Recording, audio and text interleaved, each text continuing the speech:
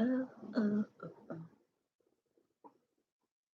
way to write.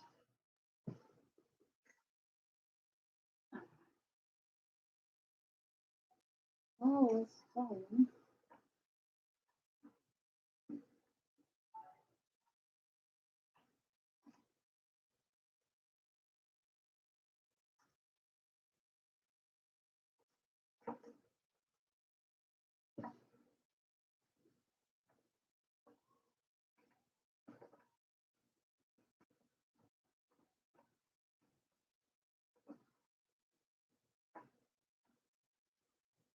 Okay, I was trying to get enough lighting and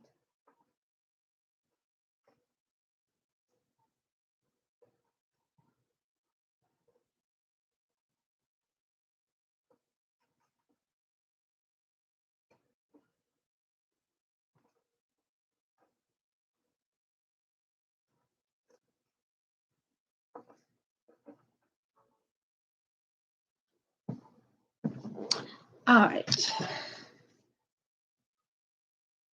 That's that's enough, I guess, I suppose.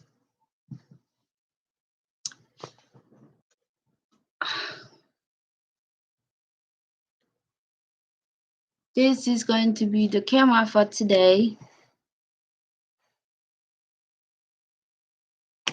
Hello, everyone, and Happy New Year. Welcome to the Bible study that we're going to continue in the book of Exodus.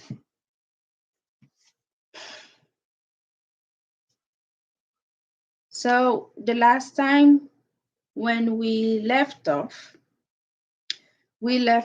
in the book of Exodus 21, verse 12. So, we're going to pick up from there and continue. But let's just remind ourselves that what we are about to learn, what we are about to talk about. Exodus 21 started with this. These are the judicial decisions that you are to convey to them. Jehovah was saying this to Moses. All right. So he says to Moses, this is what you need to tell my people.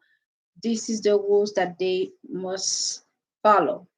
And it started with verse 2. If you buy a Hebrew slave, he will serve as a slave for 6 years, but in the 7th year, he will be set free without paying anything. With that said, God started this saying that many of us, we are here to serve. We are here to serve one another. However, just because you are here to serve, you also have things that will go for you accordingly. So we went through this. You can pick up your Bible. Dans la Bible, dans Exodus 21, commencez 12, verse 12. Anyone who strikes a man so that he dies must be put to death. But if he does it unintentionally and the true God let it happen, I will designate for you a place where he can flee. So this I will just read again and we can try to second what exactly God has just said right here. Anyone who strikes a man so that he dies must be put to death. But if he does it unintentionally and the true God let it happen, if your intention was not to kill that person, and the true God and Jehovah let it happen, Jehovah let it happen, he will designate a place where you can flee, where you can stay away safe. And from the last time we read this, we went back to the brothers of Israel, Jacob's daughter, who was raped by these men. And we also went on with this story that we're reading right now, the story of Moses. Moses, what did Moses that we know Moses did? Moses committed murder, an unintentional murder. Did God give Moses a place, a refuge place, as he was living? Yes, he did. So Moses killed this man because he was watching the soldier beating up an innocent man, and that hurts him. So God knows what exactly Moses was doing. He knows that his intention wasn't to murder, but rather to protest against something that was wrong. So let's keep on going. So we don't say that God says I can kill. God is not saying that you can go and commit murder and he will give you refuge. That's what we want to clarify. So let's move on with verse 14. If a man becomes very angry with his fellow man and he deliberately kills him, the man must die even if you have to take him from my altar. Even if that, when it says, even if you have to take this man from my altar, even if that's a man of God, even the person came to give an offering to me, he committed murder, you should take him and go away with them to go under justice. One who strikes his father or his mother must be put to death. Honor thy mother. If anyone kidnaps a man and sell him, or he is caught holding him, he must be put to death. Anyone who curses his father or his mother must be put to death. This is what should happen if men quarrel and one strikes his fellow man with a stone or a fist, and he does not die, but if confined to his bed, if he is able to get up and walk around our doors with the aid of a staff, then the one who struck him must be free from punishment. He will only make compensation for the time the injured man lost from his work until he is completely healed. So if you are quarreling, you're fighting with a man, with another one, you injured that man. If the man is not dead, God says you don't have to put that man to death. You don't have to kill that person.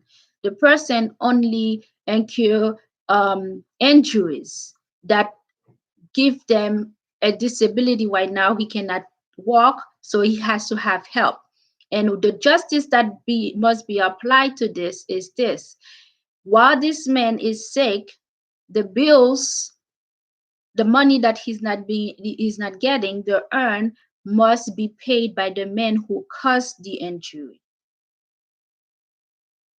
If a man strike his slave man or if his slave girl with a stick and that one dies, but his hints that one must be avenged.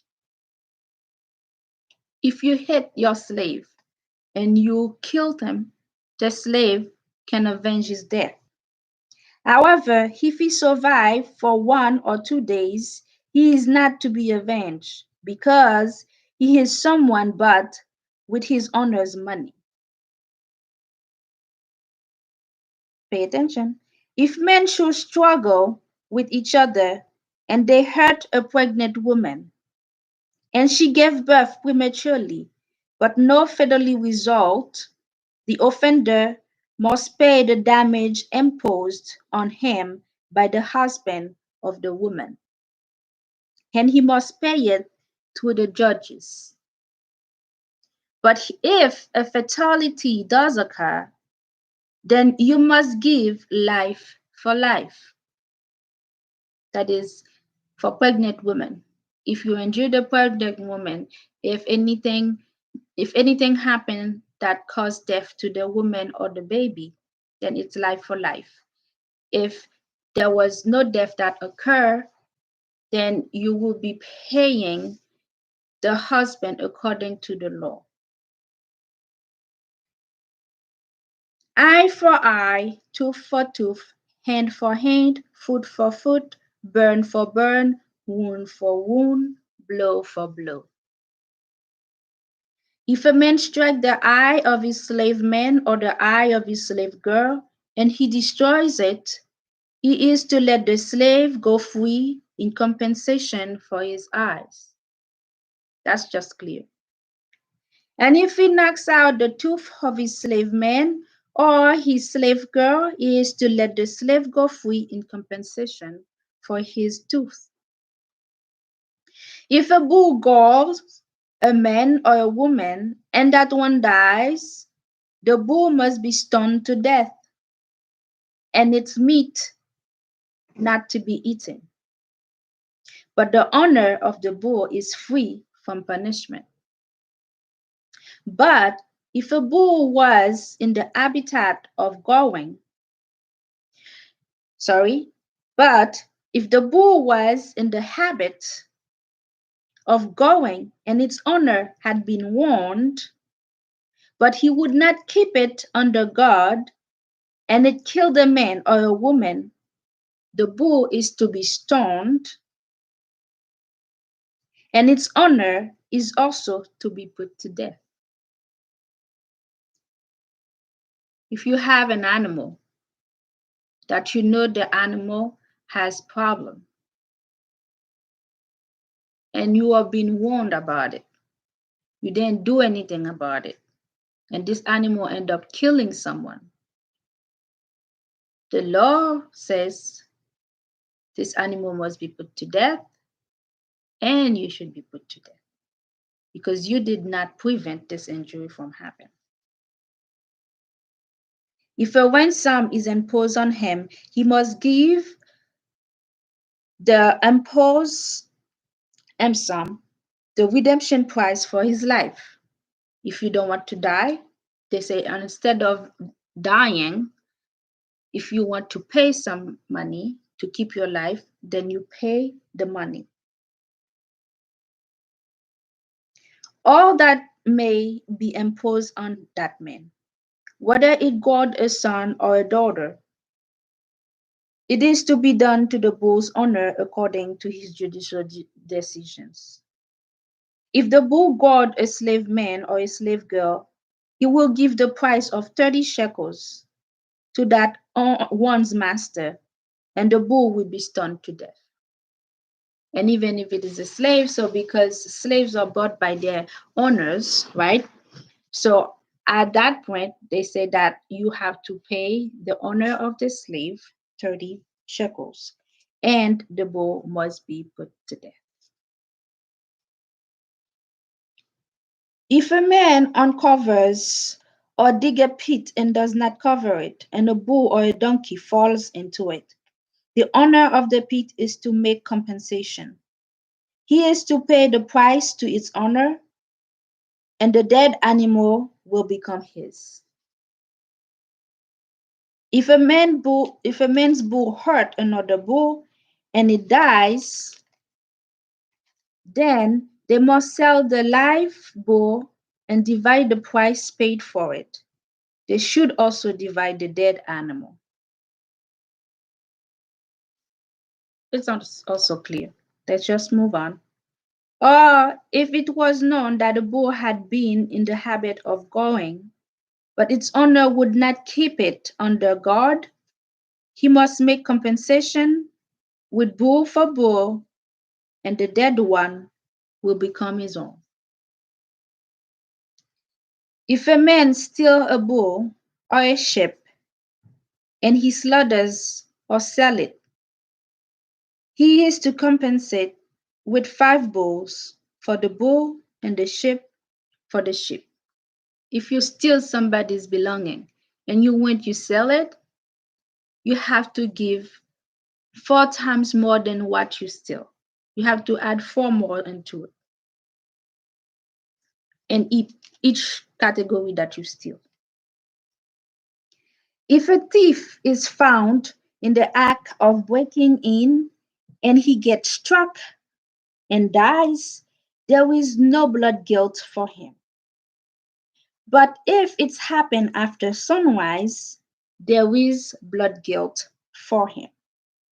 So if you catch a thief in the middle of the night in your house, and out of self-defense, it's at night, somebody breaking in and going into your house, you kill this whoever thief is, God's saying that you do not have blood into your hands. You do not have the blood of this dead person into your hands. But if it is during the day, you are able to see that it is a human being, you can call the police to make an arrest.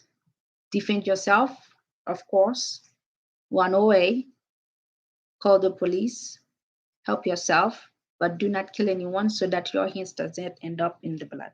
So you do not have to have your soul be drawn into this blood. But he must make compensation if he has nothing. Then he must be sold for the thing he stole. If you went to steal something, you got caught during the day, you should not be killed. You have to pay back what you have stolen. But if you are poor, that's the reason why you end up going to steal in the first place. Then, because you don't have anything, they can sell you as a slave so you can render the money that you stole that you cannot pay back.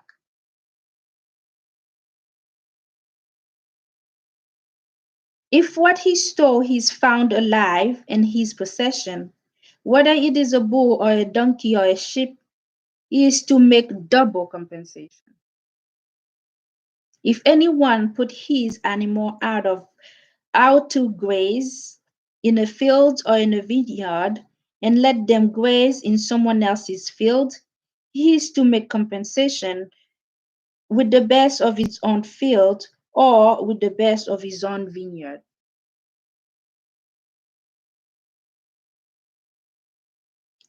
If a fire start and spread to thorn bushes and it causes sheaves or standing grain in a field to be consumed, the one who started the fire must make compensation for what was burned. I mean, that makes sense. If you start a fire and you burn people's property, you have to pay it back. If a man gives his fellow man money or article to keep, and these are stolen from the fellow man's house, if the thief is found, he must make double compensation. Okay, all right. So now let's just say you have a friend. The friend has a very valuable jewelry, a piece of jewelry, just out of example, and he says, "Hey, hold this for me." And you went to your house. You do have a safe, and you put the jewelry in the safe, and then you get robbed. The person who robbed you should pay double the price of the jewelry. But listen to this. If the thief is not found, the owner of the house must be brought before the true God in order to determine whether he put his hands on the goods of his fellow men.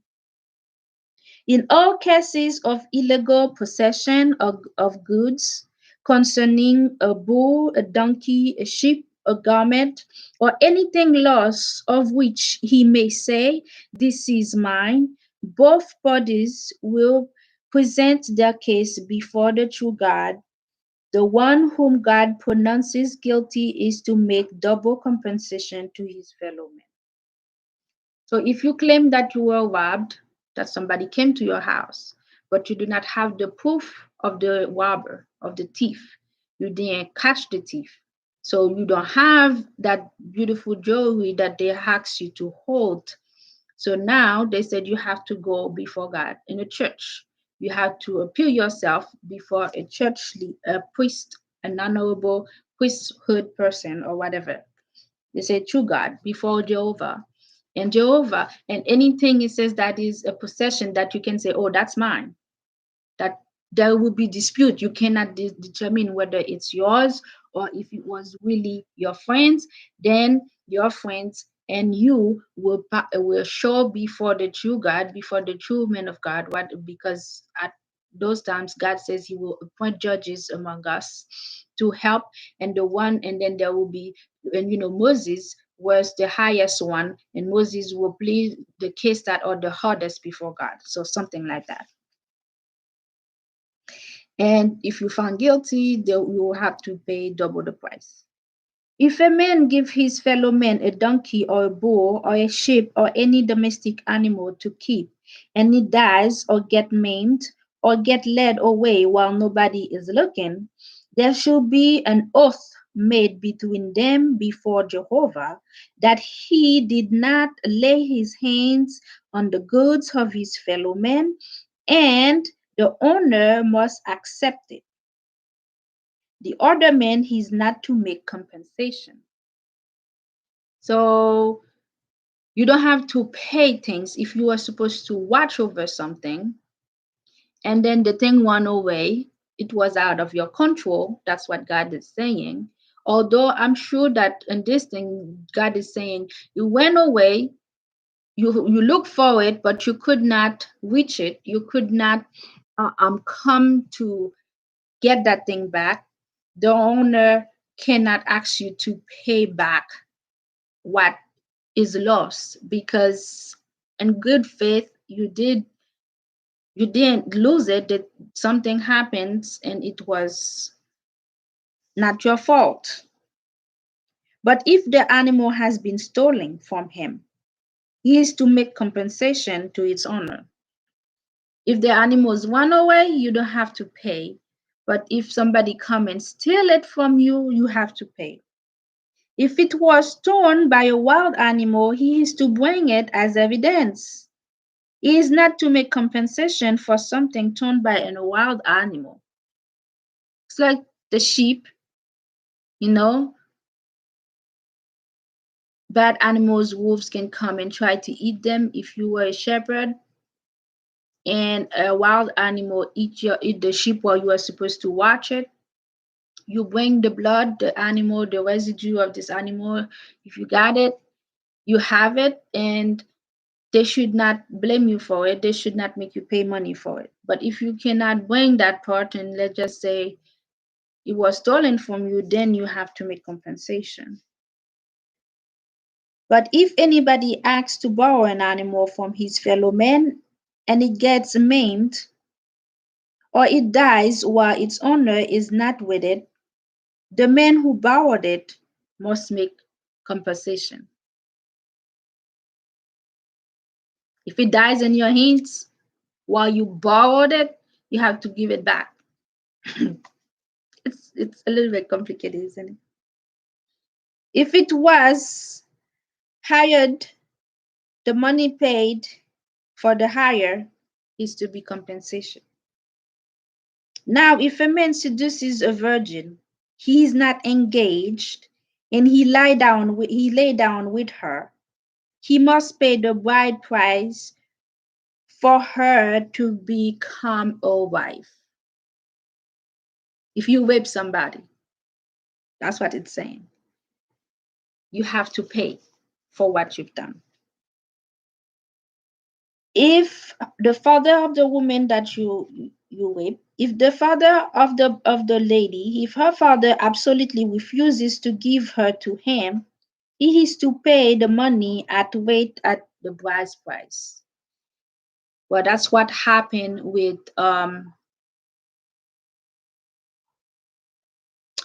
Israel's daughter. She was raped, and the guy probably was the one who was interested, and she wasn't. He raped her, and then he went to his father and said, "I want to marry her." And they said his father goes to Jacob and asks him for marriage. Jacob says they have to be circumcised, they have to do this because this is the people we are, we people of God. And then Jacob's sons The girl's brother did not want their sister's dignity to be washed away and go to waste, make fun of, be fooled of. We then later on be viewed as a prostitute because at this time, a woman's virtue is not to be played with. Because they mess up with her virtue. Okay? You see this? He says, if her father absolutely refuses to give it to him, he is to pay the money at the rate of the price of the bride. So the price was they died. You must not allow a sorceress to live. Anyone laying down with an animal must surely be put to death. Seriously. God actually goes into deep details. Some people actually did this nonsense. Have sex with animals. You're supposed to be put to death if they found you. Whoever sacrifices to any god but Jehovah alone is to be devoted to destruction. You must not mistreat a foreign resident or oppress him, for you were foreign resident in the land of Egypt. Because Israel was in slavery. They and first before they become slave, they came there as a refugee when Joseph was the leader who was gathering the grains. They came here to live, and then this Pharaoh died, and then they became slave. So we were foreigners. So God says, do not mistreat a foreigner. Remember that you were also a foreigner. You must not afflict any widow or fatherless child. If you afflict him at all, so that he cries out to me, I will unfailingly hear his outcry, and my anger will blaze, and I will kill you with the sword, and your wives will become widows, and your children will be fatherless.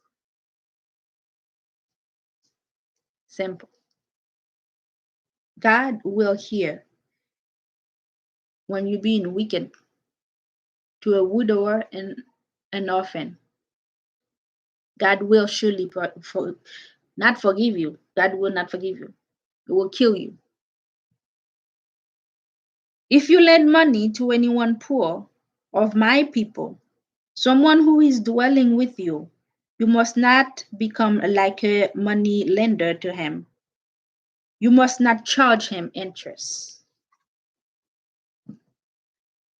You must not charge this person interest. If you seize the garment of your fellow man as security for a loan, you are to return it to him by sunset, for it is his only covering, his clothing to cover his body, and what will he lie down on to sleep? What he cries out to me, I will certainly, if he cries out, when he cries out to me, I will certainly hear him, for I am compassionate. God is compassionate, selfless, endurance, and sacrifice. God sacrifices itself for us, giving his life on the cross, endured death to seek resurrection. Forgive us. Forget himself. Forget his own security to give his life for us. Give us compassion. Forgive us over and over and over again. That's God. That's the love of God, the Trinity. You must not curse God, nor curse the chieftain among your people. You must not hesitate to make offering from your abundant produce and the overflow of your presses. The firstborn of your son you are to give to me. This is what you should do with your bull and your sheep.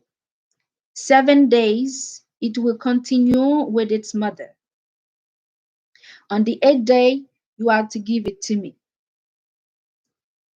You should prove yourself holy people to me. And you must not eat the flesh of anything in the field that has been torn by wild animal. You should throw it to the dog.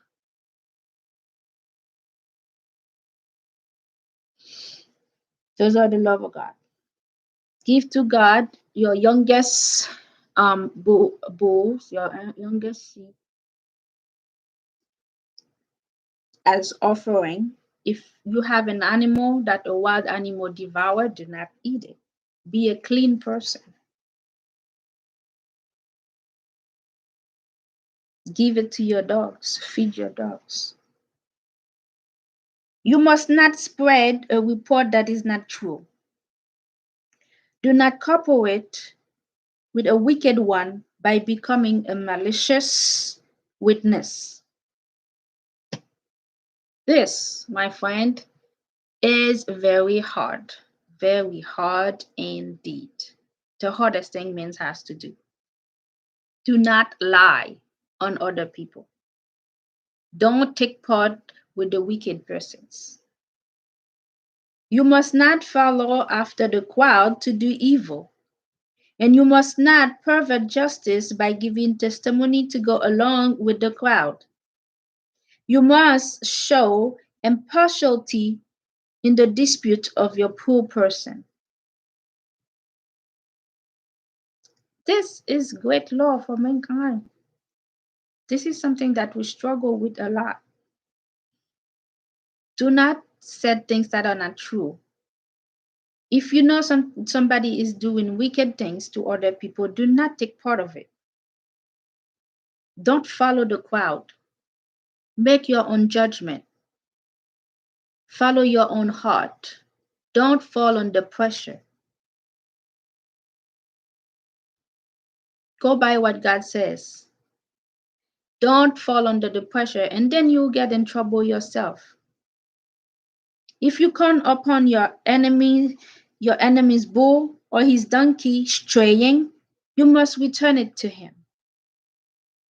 If you're not friends with somebody and you saw his dogs getting lost, don't let the dog go just because that's your enemy. Redirect the dog, redirect the cat, redirect whatever that it is, and bring it back to them. If you see that the donkey of someone who hates you has fallen under its load, you must not ignore it and leave it. You must help him release the animal. Do for others what you want to be done to you.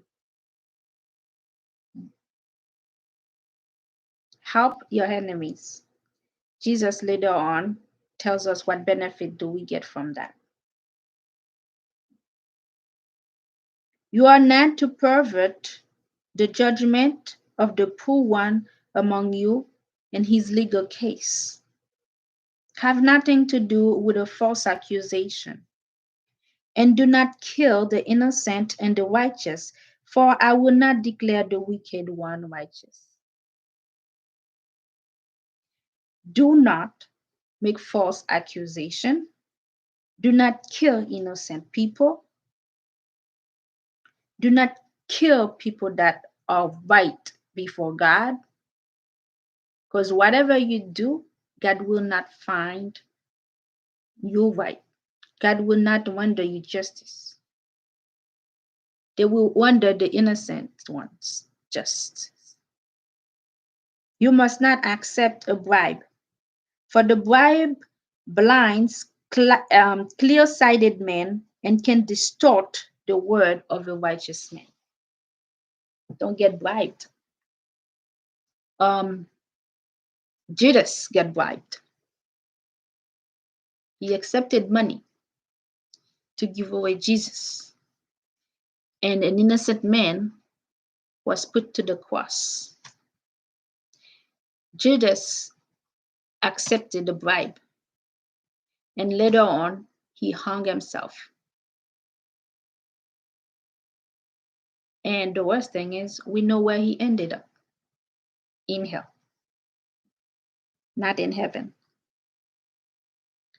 When you do bad things, you will not be compensated for them.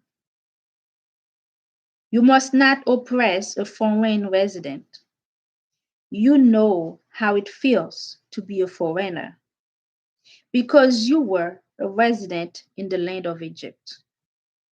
Do not oppress just because you are bigger, just because you are at the position. Don't impose taxes, interests, steal other people's things just so that you keep them as your slave, so you can profit yourself. That's what happened to the Israelites. This Pharaoh become poor, become wicked, and was feeling threatened, and says, these people, if we let them grow, if we let them have children, they'll be numerous, they will take over, let us enslave them. So God says, don't put oppression onto people, because that happened to you. Don't do it. You will not get any benefit from it. You are to sow your land with the seed and gather it produces for 6 years. So you are to sow your lands with seed and gather his produce for 6 years. But the 7th year you should leave it uncultivated and let it lie, fallow, and the poor among you, among your people, will eat it. So under you cultivate, you plant the seed. For 6 years, you gather your things. On the 7 years, whatever that is produced, you don't go to get more. You leave it for the one that are poor. Like that, everybody gets something. They're not going to die.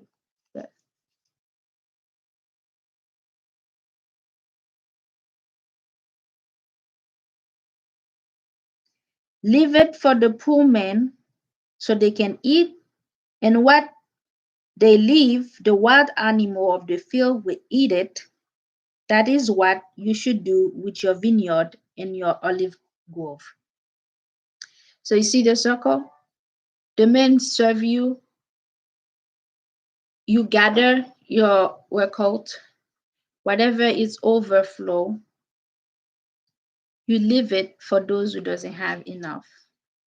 You don't have to have your bucket falling on the ground. The bucket is already filled. That's what God says. For 6 years, you have already filled your bucket. You don't have any more place to hold it. So don't go and buy unnecessary things. Sell so that you can have money to buy unnecessary things, while your fellow man, your neighbor, is poor, cannot eat, cannot drink. Leave it for those who are poor, for those who doesn't have. They themselves will collect that, and whatever is left over, the animals will eat it.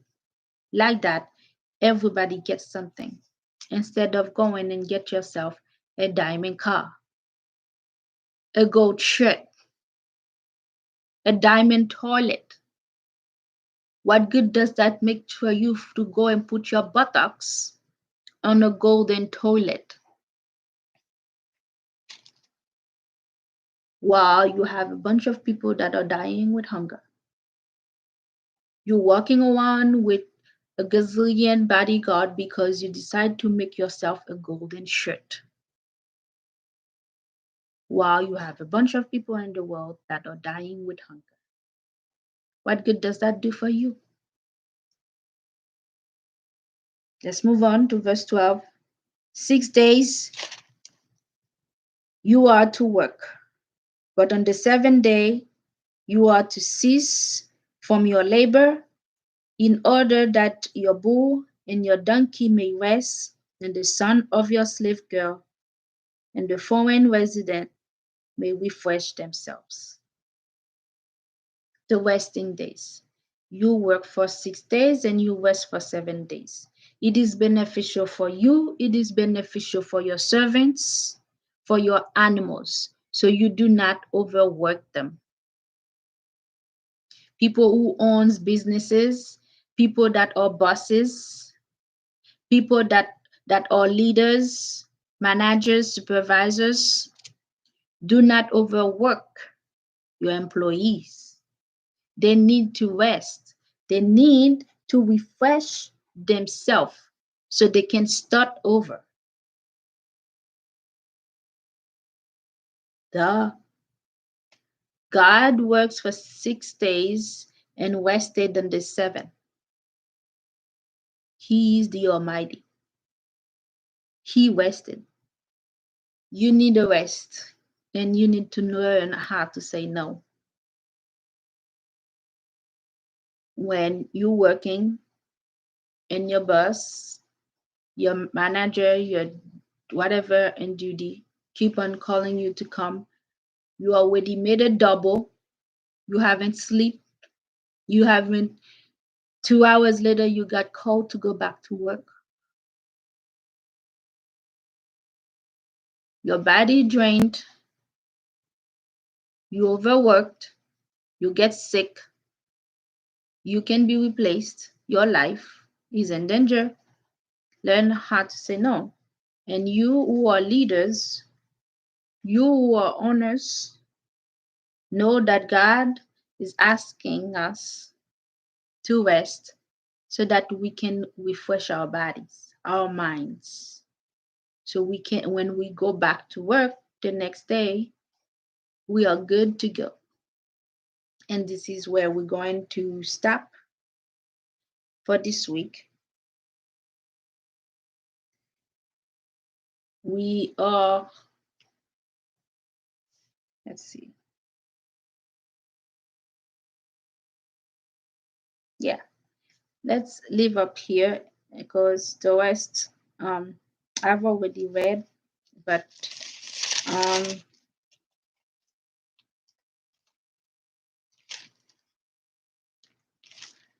with that says, those judicial rules that God have made, we are familiar with them. The laws that we have been imposed on by the government come from somewhere. And if you know your history and your Bible, you know there is a correlation, there is a tie, there's a place where those things came from, and there's a source for them. Somebody decided to go with the Bible. They read the Bible, and I mean, they take those laws from them and they ask us to follow them. So this is the thing. When we're saying that people are not just to us, are we being just to them? Are we only applying the law to profit from it and destroy another? This is where God says, do not oppress other people, because remember where you come from. You habitated somebody else's land and you were oppressed.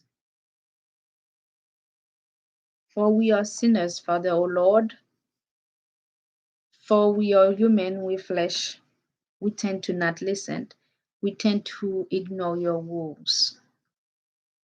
We ask you that you keep opening our mind, our heart, so we can follow your words, so we can follow what you ask of us. In Jesus Christ's name, who with his compassionate endurance and selfless and sacrificing heart, willingly and willfully gave his life on the cross for us. Amen. And thank you for coming. Have a wonderful weekend. See you next time.